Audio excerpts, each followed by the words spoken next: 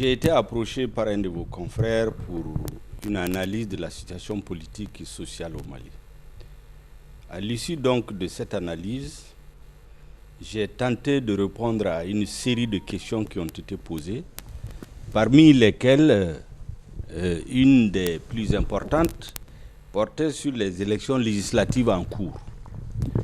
J'ai indiqué qu'en réalité, ce n'est pas des élections qui ont été organisées, c'est des combinaisons qui ont été orchestrées pour avoir à l'Assemblée nationale une majorité des députés aux ordres, je dis même députés entre guillemets, parce que quand vous regardez la situation politique, sécuritaire et sociale au Mali, rien ne peut justifier ce qui s'est passé cette année. Je vous donne quelques exemples. De 1992 à 2007, pendant que le pays est en paix et était en paix, le taux de participation aux élections législatives a varié entre 21% et 32%. 22% en 1992, 21% en 1997, 27% en 2002, 23% disons en 2002, 32% en 2007. Qui peut croire qu'aujourd'hui, où le Nord échappe totalement à l'État malien, où l'insécurité a occupé les 75% du territoire, aujourd'hui, à part le district de Bamako, toutes les régions sont confrontées à l'insécurité. L'État n'existe nulle part. Vous êtes dans une situation de guerre civile. L'administration n'existe nulle part. À Kidal, il n'y a pas de préfet, ni de sous-préfet, ni d'administration. Dans la plupart des régions du Nord, dans les cercles de Mopti. Qui peut croire qu'avec la maladie du coronavirus, on vient nous dire encore qu'il y a plus de 35 et quelques pourcents qui ont voté? C'est des chiffres qui ont été fabriqués de plusieurs façons. D'abord, on a falsifié souvent les PV. Souvent, ce sont les narcotrafiquants, les terroristes, les mouvements armés ou les gens qui parrainent qui ont gagné entre guillemets. Vous avez même vu des cas où des gens étaient en armes dans les bureaux de vote. On a vu des zones où sur plus de 8000 électeurs, les mouvements armés ont fait qu'on a attribué les 8000 votants à une seule liste. Kidal, comme j'ai dit, il n'y a pas d'administration, il n'y a pas de gouvernement, il n'y a pas de préfet, il n'y a pas de sous-préfet. Même quand le Premier ministre a été à Kidal le 4 mars 2020, ils ont refusé la levée du drapeau du Mali. Ils ont refusé qu'il soit escorté, sa sécurité soit assurée par des soldats maliens. C'est les mouvements armés qui l'ont fait. Quand il a voulu voir les soldats maliens, on a désigné quelques-uns pour aller le voir parce qu'ils sont dans un camp fermé. Mais dans cette situation, comment on veut venir nous dire que 80 à 90% des populations auraient voté pour les candidats du RPM? Donc il n'y a pas eu de vote dans toutes les régions. Dans le sud, c'est quoi?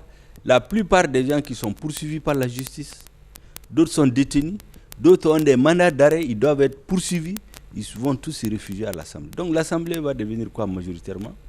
Par les corrupteurs et leurs complices, les mouvements terroristes et leurs obligés, les narcotrafiquants, les milices armées. Mais cette assemblée n'est pas représentative du peuple malien.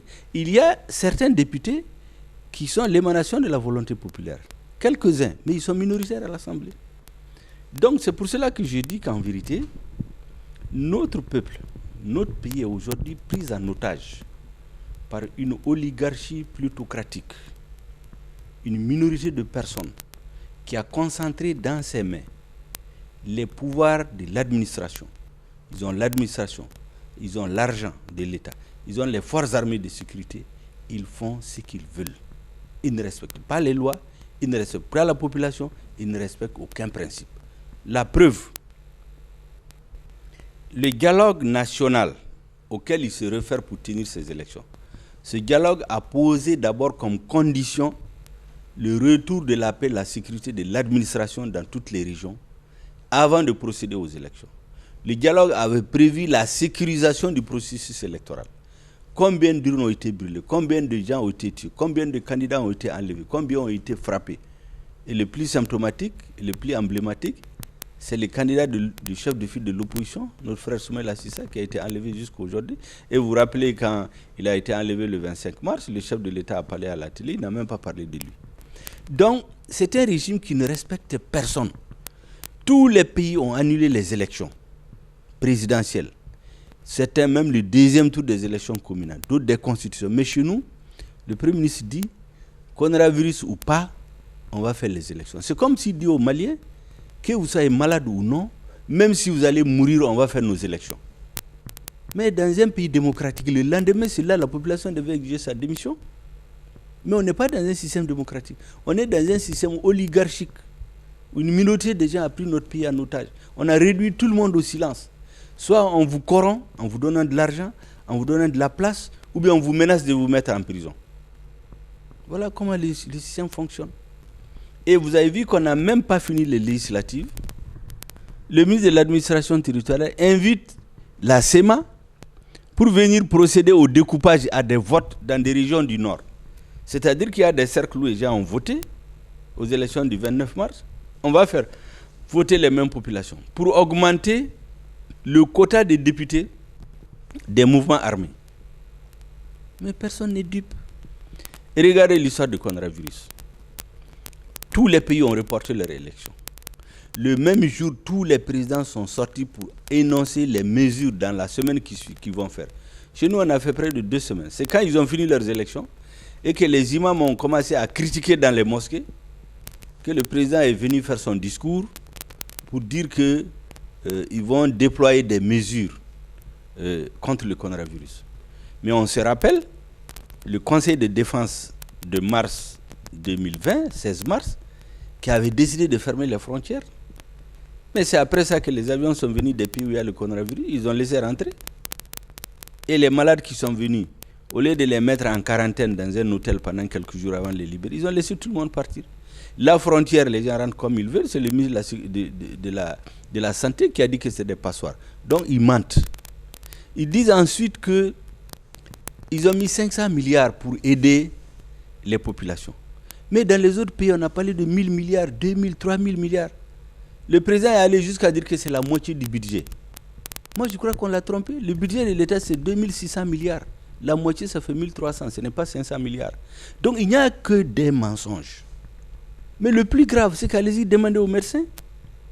Tout ce qu'on montre à la télé tous les soirs, c'est pour tromper les Maliens. Kaï, qui était le premier foyer du coronavirus, ils n'ont rien fait depuis 1 mois. Le médecin-chef a attrapé le coronavirus. Ils l'ont transporté à Bamako. Ils ont laissé là-bas, il n'y a rien. Il n'y a pas de médicaments, il n'y a pas de tests, il n'y a rien. Jusqu'à ce que la population s'est révoltée. Donc c'est aujourd'hui que le ministre court pour aller là-bas. Et c'est pour cela que j'ai dit que les Maliens doivent comprendre. Tout le travail que moi je fais, c'est un travail d'explication pour que les Maliens comprennent. Moi, je ne fais pas l'opposition systématique pour insulter le président, pour le dénigrer. Ce n'est pas ça. Je parle des faits. Et les faits montrent que ce régime ne travaille pas dans l'intérêt du Mali.